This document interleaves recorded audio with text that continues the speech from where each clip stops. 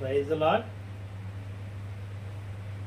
ఇప్పుడు మన మధ్యలో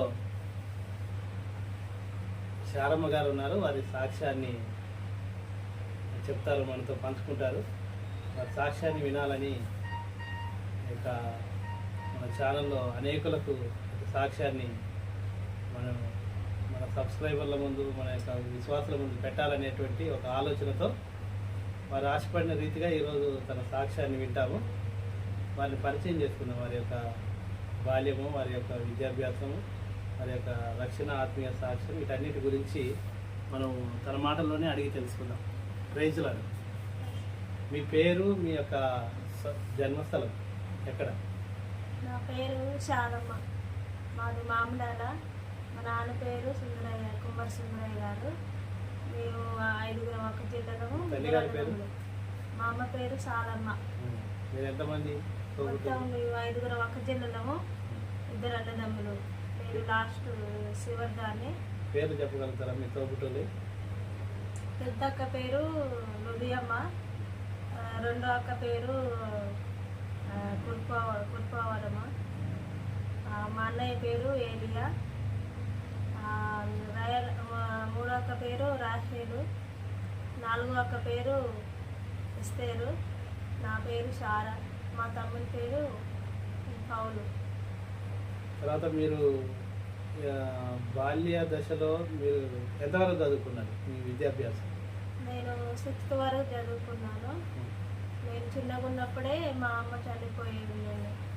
నేను అందరం చిన్నగా ఉన్నప్పుడే మా అక్క, పెద్ద అక్క పెళ్లి చేసింది మా నాన్న. మళ్ళీ తర్వాతకి మాకు 2వ అక్క పెళ్లి ఇంకా కాలేదు, ఎంగేజ్మెంట్ అయింది. ఆ సమయంలో మా అమ్మ చనిపోయింది. నేను మా తమ్ముడు చిన్నవాళ్ళం. ఆ సమయంలో మా అమ్మ చనిపోయింది.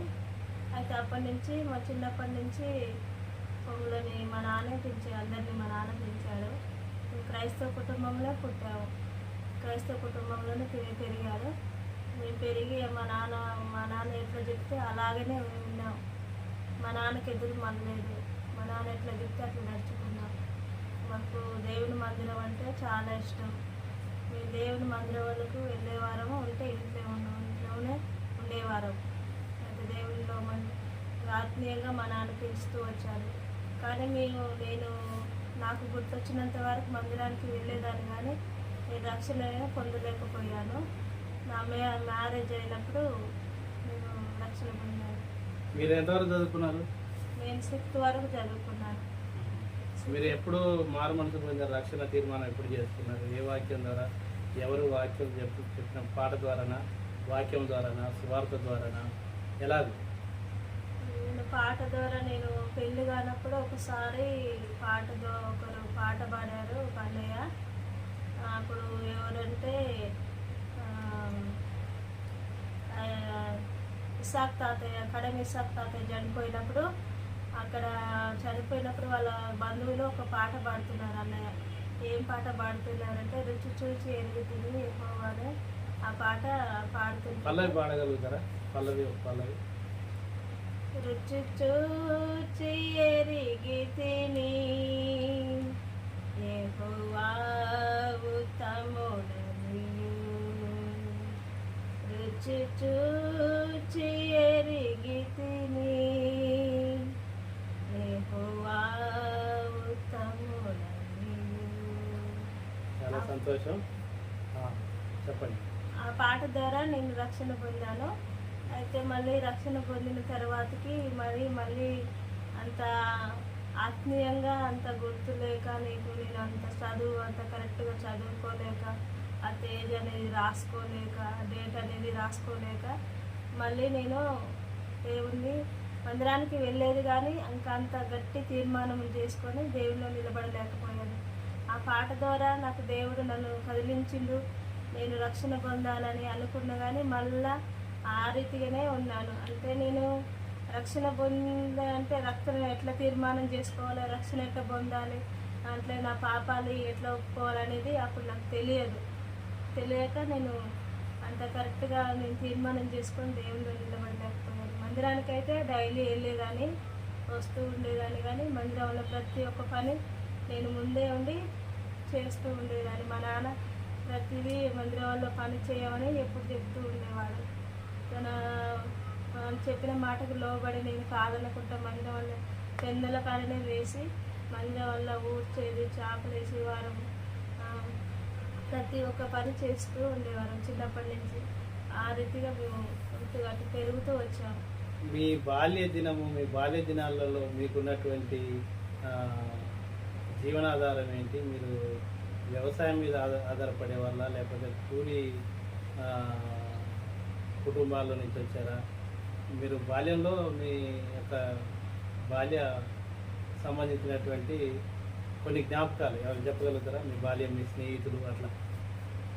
నేను చిన్నప్పటి నుంచి మా నాన్న అంటే మాకు వ్యవసాయం ఉండేది. మా నాన్న వ్యవసాయమే చేసేవాడు. మాకు పొలం ఉంది. పొలం వల్ల మా నాన్న నాగలు కట్టేవాడు, వ్యవసాయం పనులు చూసుకునేవాడు. మేము మా సొంత పనే నేను కోతకు పోయేది, నాటు నేర్చుకున్నాను. ఆ పనులన్నీ నేను చేస్తూ ఉండేది. నా బాల్యం నుంచి అంటే నా దోస్తులు లక్ష్మి అనే అమ్మాయి ఉండేది. తనతో నేను ఎక్కువ ఉండేదాన్ని. తనతో ఏదైనా నేను ఇద్దరం కలిసి మంచిగా ఏదైనా మాట్లాడుకోవడం, దేవుని విషయమైనా కానీ ఏ విషయమైనా పర్సనల్ విషయమైనా ఇద్దరం తనతో పంచుకొని మేమిద్దరం ఒకే మాట మీద ఉండేదాన్ని. ఆమెకు చాలా సార్లు చెప్పేదాన్ని ఆమె దేవుణ్ణి ఎరగలేదు, దేవుణ్ణి నమ్ముకోమని చాలాసార్లు చెప్పేదాన్ని. కానీ దేవుణ్ణి నమ్ముకోలేకపోయింది. ఆమెతో నేను కలిసి ఉండేదాన్ని. మీరు సరైన రక్షణ తీర్మానము ఎప్పుడు చేసుకున్నారు? ఏ సమయంలో, ఎక్కడ మీ రక్షణ తీర్మానం? సరైన రక్షణలోకి ఎప్పుడు వచ్చిందంటే నాకు మ్యారేజ్ అయినాక అప్పుడు రక్షణ పొందుతూ వచ్చినాను. నా మ్యారేజ్ ఎప్పుడైందంటే 2004లో అయింది. 2004లో అయితే 2004లో అయిన సంవత్సరానికి 2005లో రక్షణ పొందుతూ వచ్చాను. ఆ డే అది కరెక్ట్గా నెల తారీఖు అయితే గుర్తులేదు, కానీ 2005లో నేను రక్షణ పొందుతూ వచ్చాను. ఆ రోజు ఎవరు వాక్యం చెప్తారంటే తిప్పర్తిలో బెత్లెహేమ్ ప్రార్థన మందిరంలో నేను రక్షణ పొందుతూ వచ్చాను. అక్కడ ఎవరు అంటే జోయల్ అన్న తను వాక్యం చెప్తూ ఉన్నాడు. వాక్యం ఏం చెప్తూ ఉంటుందంటే మారు మనసుకు తగిన ఫలంలో ఫలించడం అనేది ఆ వాక్యం చెప్తూ ఉన్నప్పుడు ఆ వాక్యం ద్వారా నాకు దేవుడు నాతో మాట్లాడుతున్నాడు. అవును కదా, నేను రక్షణ పొందుకుంటా, మారు మనసు తగిన ఫలంలో ఫలించకుండా ఈ లోకంలో మీరుంటే మీకు ఏం ప్రయోజనం? దేవుడు వచ్చే సమయం దగ్గర ఉంది. నీలో మారు మనసు తగిన ఫలాలు లేకపోతే, దేవుడు వచ్చినప్పుడు నీలో ఫలం లేకపోతే దాన్ని సంతోషించలేదు, దాన్ని దుఃఖపడుతూ ఉంటాయని తను వాక్యం చెప్తుంటూ మొత్తం నా గురించే చెప్పినట్టుగా నాకు భయం అయితే వచ్చింది. మీరు చిన్ననాటి నుంచి మీరు క్రైస్తవ కుటుంబంలో పుట్టాము, మాకు దేవుడు అంటే ఏదో తెలుసు అనే గర్వంతో ఉంటారు. వాళ్ళ చిన్ననాటి నుంచి వాళ్ళ తల్లిదండ్రులు సంఘ పెద్దలై ఉండొచ్చు, మళ్ళీ మ్యారేజ్ అయినాక వాళ్ళ మామ సంఘ పెద్ద అయినట్టు ఉండొచ్చు, మాకు అన్నీ తెలుసు అనే ఊహలో ఉంటారు. దేవుని సరైన రక్షణలోకి రాలేక, వాళ్ళ మనసు మార్చుకోలేక కఠినపడి వాళ్ళ హృదయములు బండబారిపోతాయని మాకు ఇప్పటికైనా రక్షణ పొందు, నువ్వు చనిపోతే నీ సమయం నువ్వు ఎక్కడ పోతావు, నువ్వు ఇన్నాళ్ళు మందిరానికి వచ్చి నీ ప్రయోజనం ఏందని తను చెప్తూ ఉంటుంటే మొత్తం నా గురించే చెప్పినట్టే అనిపించింది. నాలో ఒక గర్వం అనేది ఉండేది. మా నాన్న సంఘ పెద్దని నేను పెళ్లి కానప్పుడు అట్లా గర్వపడుతూ వచ్చాను. మళ్ళీ మ్యారేజ్ అయినాక మా మామయ్య కూడా సంఘ పెద్ద ఉండేది. నేను సేవకులకు అందరికీ వంట చేసి పెట్టేదాన్ని, అందరికీ ఎలాగ నడుచుకోవాలని అన్నీ నేర్పించేవాడు మా నాన్న. అలాంటి గర్వం అనేది నాలో వచ్చి మా నాన్న సంఘ పెద్ద, మా మామయ్య సంఘ పెద్ద, సేవకులు ఏ రీతిగా నడుచుకోవాలి, నాకు ఎలా మర్యాద చేయాలి, నాకు అన్ని ఎరికే, నాకు దేవుడు అంటే అన్నీ తెలుసు అనే ఊహలో నేను ఉన్నాను. కానీ ఆయన అన్నగారు తన వాక్యంతో మాట్లాడినప్పుడు నాలో భయం అనిపించింది. అప్పుడే నేను ప్రార్థన చేసుకుంటూ వచ్చినాను. ప్రభువా, నేను ఇన్నాళ్ళు నేను తప్పు చేస్తూ వచ్చినాను, నీకు దూరంగా ఉండి నేను నీకు దూరం అయిపోతూ ఉన్నాను. నేనైతే ఏ పాపం చేయలే, కానీ నన్ను క్షమించు ప్రభువా, నీ రక్తంలో నన్ను గడగవని దేవుణ్ణి అడిగినప్పుడు వెంబటే నాలో ఏదో తెలియని ఆనందం, సంతోషం, నా హృదయం ఎంతో సంతోషంతో నిండి గంతులు వేయాలని ఆనందంతో ఉన్నాను. నా సమయం ఆనందం ఎవరితో పంచుకోవాలన్నా అప్పుడు పంచుకోలేక భయంతో ఎవరికైనా పోతే నేను ఇప్పుడు రక్షణ పొందుతూ వచ్చినానంటే ఇన్నాళ్ళు ఉన్నది క్రైస్తవ కుటుంబం వల్లనే కదా, మళ్ళీ రక్షణ పొందేది ఎందుకు కొత్తగాని ఎవరన్నా వేలన చేస్తారేమని ఎగతాళి చేస్తారేమని నాలో నేను సంతోషపడుతూ ఆనందపడుతూ ఆ రోజు చాలా సంతోషంతో నేను ఉంటూ వచ్చినాను. తీర్మానం చేసుకున్నప్పుడు ఆ రోజు నుంచి నేను కరెక్ట్ తీర్మానం చేసుకుంటూ రక్షణ పొందుతూ వచ్చాను. ఆ సంవత్సరంలోనే నేను బాప్తిసం తీసుకుంటూ వచ్చాను. వివాహము తర్వాత మీ వివాహము అనంతరము మీ యొక్క అత్తమామలు వారి కుటుంబము వివరాలు ఏమైనా చెప్పగలుగుతారా? నా పెళ్ళి అయిన తర్వాతకి మా అత్త మా మామ నన్ను చాలా మంచిగా చూసుకుంటూ వచ్చారు. వారి పేర్లు ఏంటి? అత్తమామల పేర్లు? మా మామయ్య పేరు మేడి జాను, మా అత్తమ్మ పేరు మేడి రుత్తమ్మ గారు. వాళ్ళకు కొడుకులు నాకు 5 కుమారులు, వాళ్ళ కుమారులు ఒక కూతురు. అయితే మా భర్త గారి పేరు మేడు కురుపాదనం గారు. ఆయనతో నా వివాహం జరుగుతూ వచ్చింది. మీరు బంధువులు రుత్తమ్మ గారు సొంత మా నాన్నగారికి చెల్లెలు అవుతుంది అనమాట. మా నాన్నగారు పెద్ద, మా అత్తమ్మ గారు చిన్న, అంటే మా సొంత మా మేనత్త అనమాట. మాకు బంధువులు. నన్ను చాలా బాగా చూసుకుంటూ వచ్చారు. తన కూతురులాగా నన్ను ప్రేమిస్తూ వచ్చారు. నన్ను ఎప్పుడు కష్టపెట్టలేదు, నన్ను ఇబ్బంది పెట్టలేదు. వాళ్ళతో పాటు నేను సంతోషంగా ఉంటూ పెరుగుతూ నా సంసార జీవితంలో నేను చాలా సంతోషంగా ఉంటూ వచ్చాను. నాకు ఎవరి ద్వారా ఇబ్బంది లేకుండా ఉండేది. కానీ నా పెళ్ళైన తర్వాతకి నాలో ఒక వేదన, బాధ అనేది ఉండేది. అంటే మా కుటుంబంలో నుంచి, మా అత్తగారి నుంచి ఎవరి ద్వారా నాకు ఒత్తిడి లేదు. కానీ నాకు మ్యారేజ్ అయినాక నాకు పిల్లలు పుట్టకపోవడం వల్ల నాకు కొంచెం ఇబ్బందికరంగా ఉండేది, బాధాకరంగా ఉండేది. దానివల్ల నేను మా అత్తయ్య కూడా బాధపడుతూ వచ్చింది.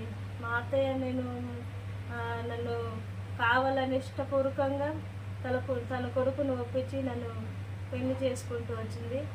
నన్ను పెళ్లి చేసుకోవడానికి తన కొడుకుకు ఒకవేళ ఇష్టం లేకుండా తనను ఒప్పించి నన్ను పెళ్లి చేసుకోవడానికి తన కొడుకును ఒప్పించి నన్ను పెళ్లి చేస్తూ వచ్చింది.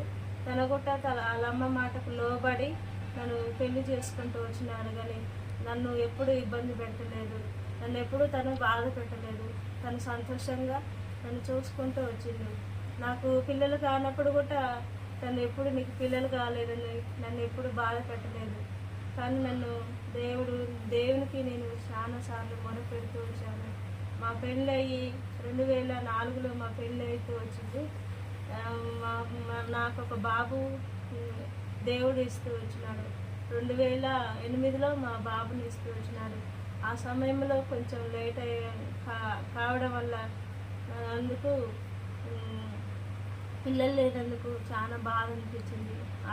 బయటికి వెళ్తే అందరూ అవమానించేది. ఎవరైనా నేను బయటికి వెళ్ళినప్పుడు నాకు ఎదురు రాకుండా పక్కకి వెళ్ళిపోయేవారు, నన్ను బాధ పెట్టేవారు. కానీ లోకస్తులు బయట వారు నన్ను ఇబ్బంది పెట్టిన పిల్లలు లేరని మా ఇంటి వారు నన్ను ఎప్పుడు ఎవరు అనలేదు. నాకు పిల్లలు లేరని నేను బాధతో నా భర్తతో అన్నప్పుడు కూడా ఎవరైనా ఇబ్బంది పెట్టినప్పుడు నేను ఏడుస్తుంటాను. నా భర్తతో చెప్పినప్పుడు నేనంటే నువ్వు బాధపడాలి, కానీ బయట వారంటే నువ్వు ఎప్పటికీ బాధపడొద్దని నాకు ధైర్యం చెప్పేవాడు. మా అత్తగారు కూడా నాకు అలాగే ధైర్యం చెప్పేది.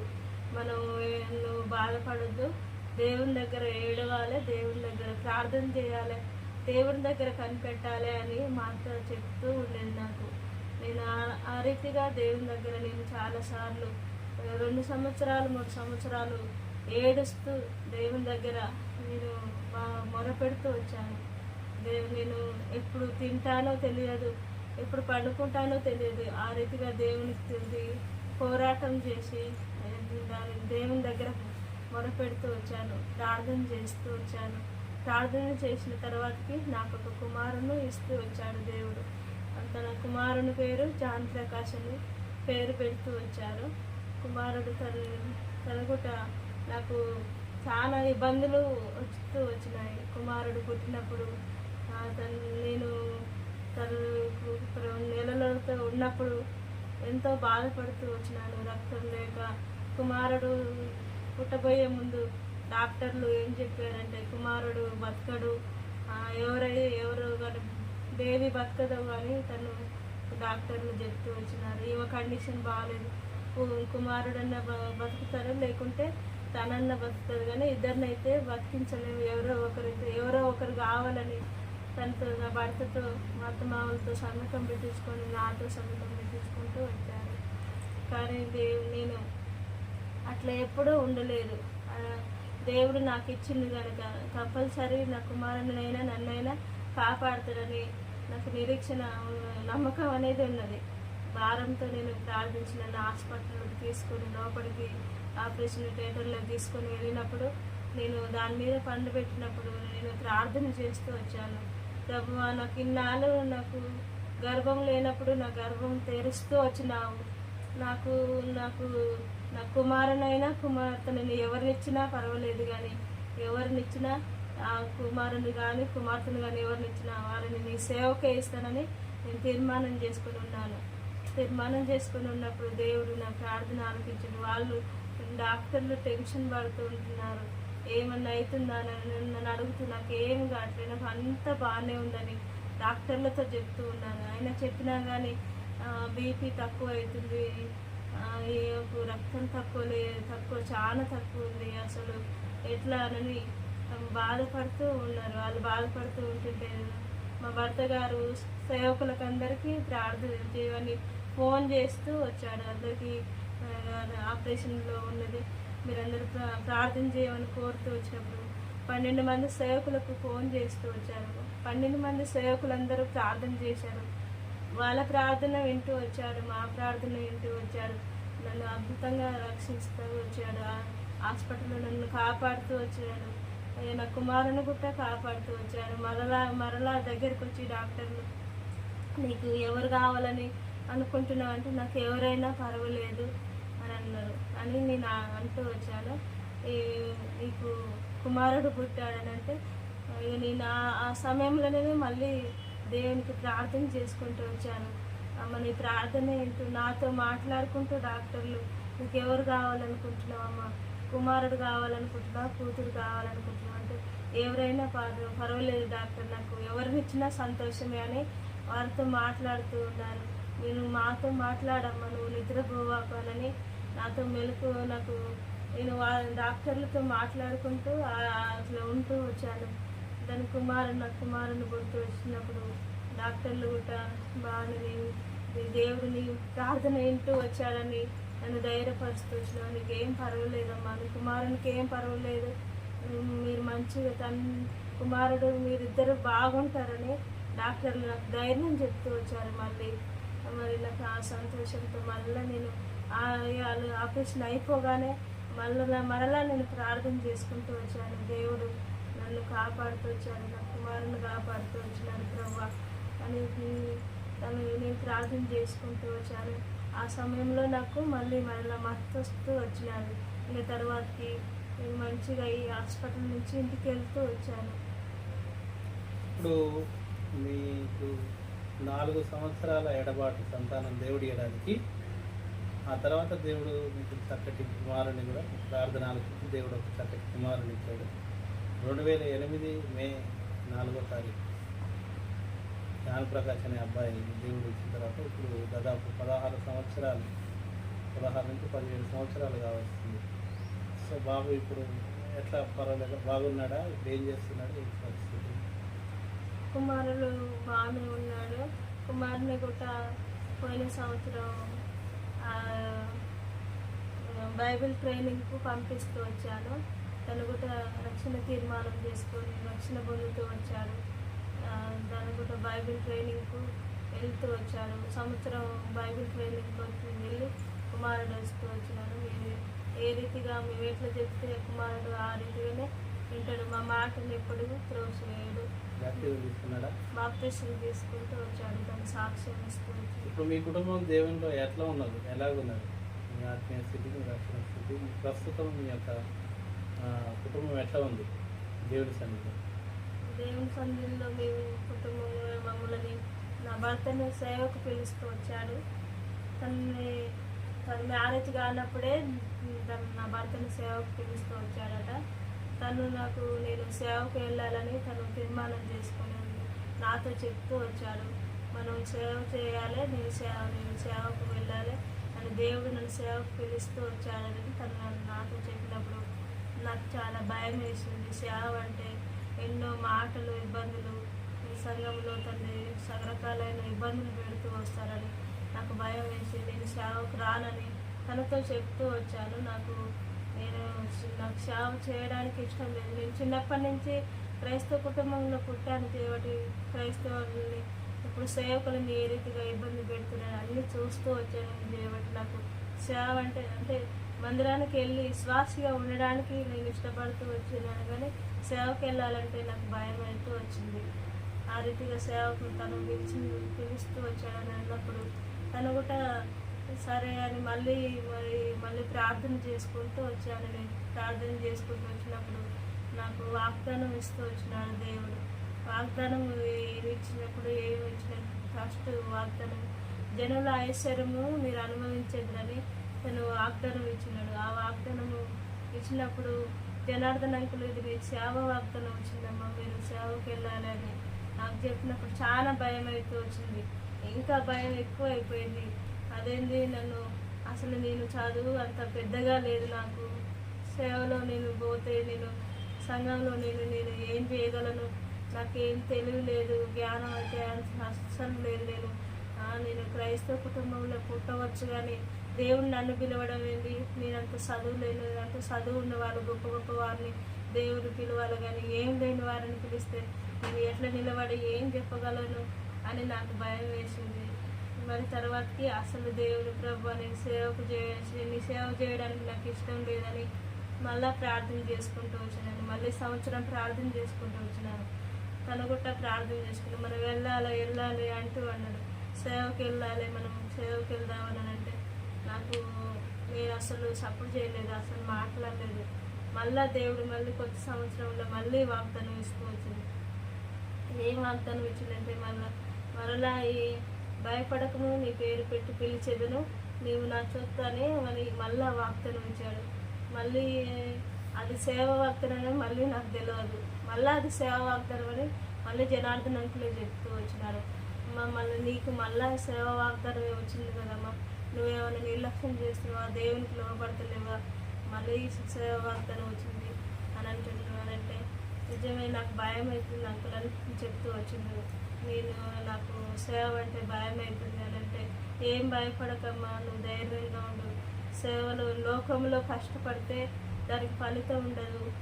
నువ్వు దేవుని కొరకు కష్టపడితే అప్పుడు పరలోకంలో నీకు ఫలితం ఉంటుందమ్మా. నువ్వు సేవకు మీరు వెళ్ళాలమ్మా అని నిన్ను పిలుస్తూ వచ్చాడు. సేవకు నీ భర్తను పిలుస్తూ వచ్చాడు.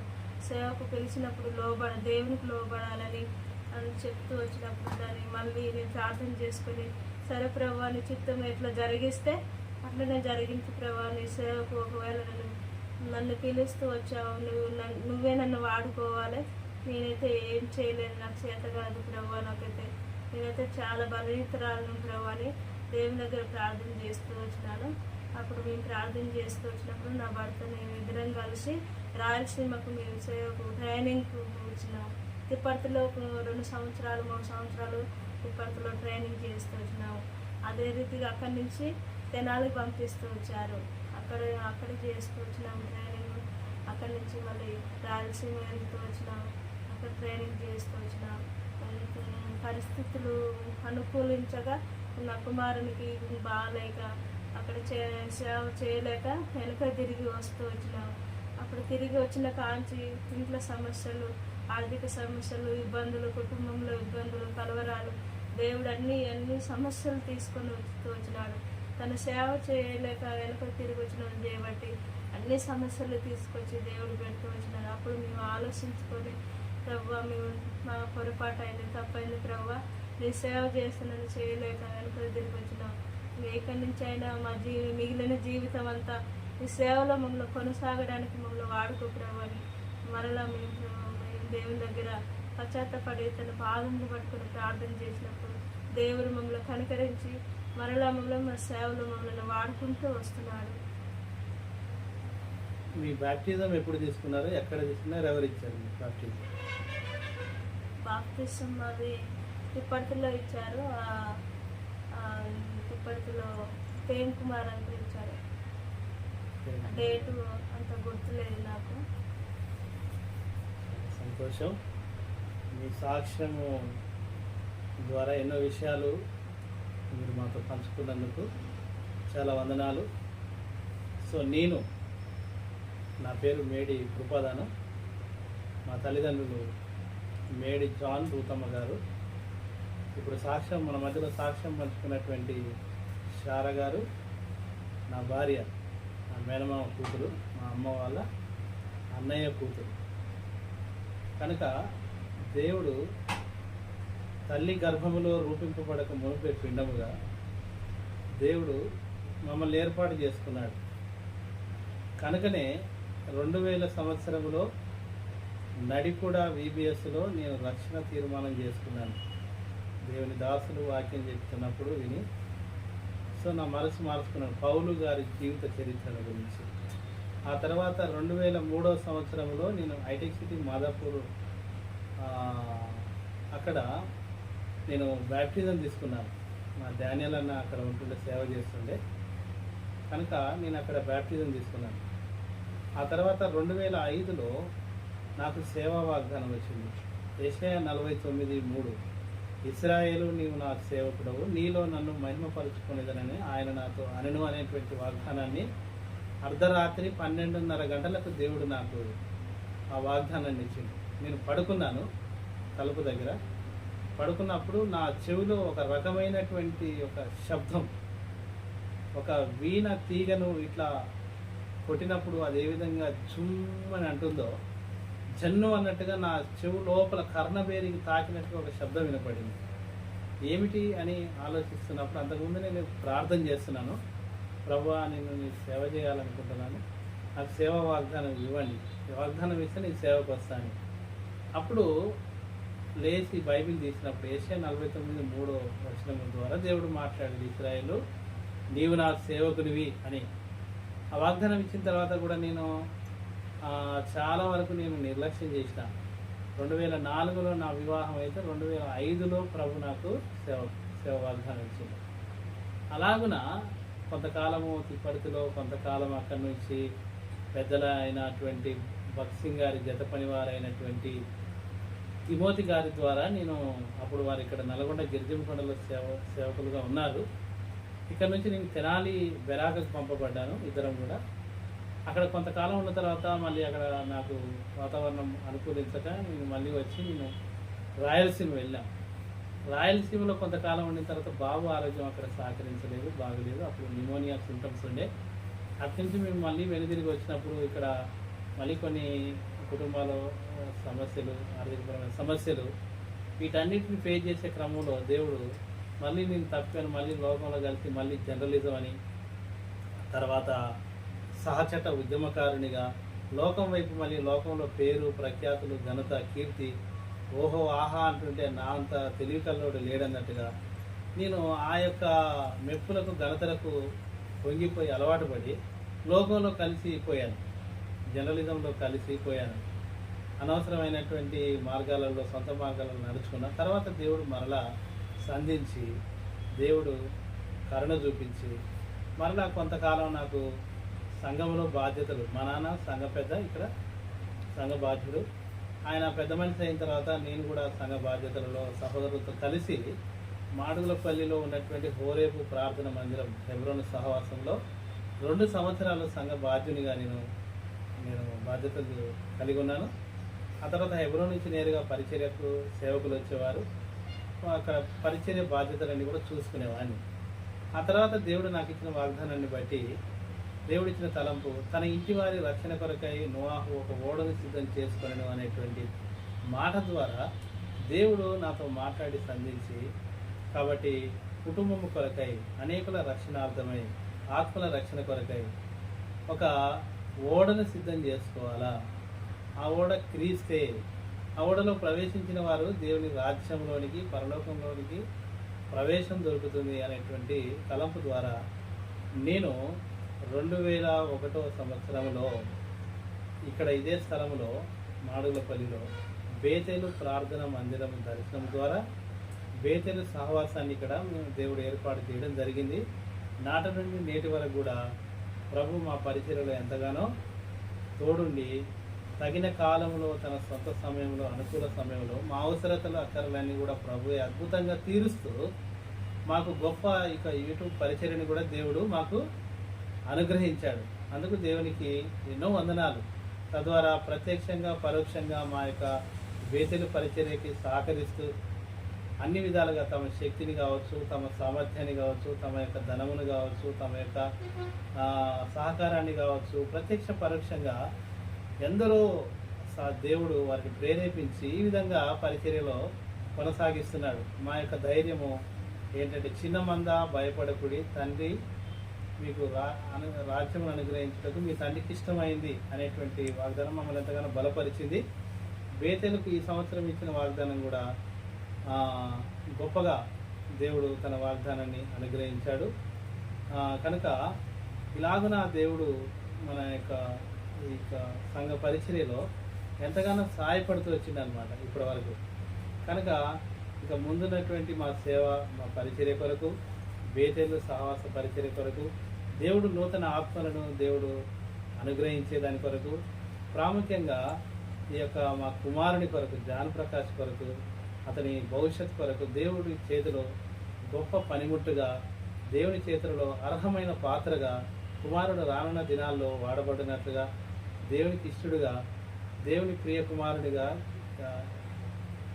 అతను ఎదిగేటట్లు తన ఆత్మీయ జీవితం కొరకై, తన భవిష్యత్ కొరకై మీరందరూ కూడా తప్పక మా కొరకు, మా కుటుంబం కొరకు, మా పరిచర్య కొరకు మీరు ప్రార్థన చేయాలని ప్రభు పేర మీ అందరికి కూడా వందనాలు తెలియజేస్తూ మీ అందరికి కూడా కోరుతా ఉన్నాం. అందరికీ ప్రైజ్ ది లార్డ్.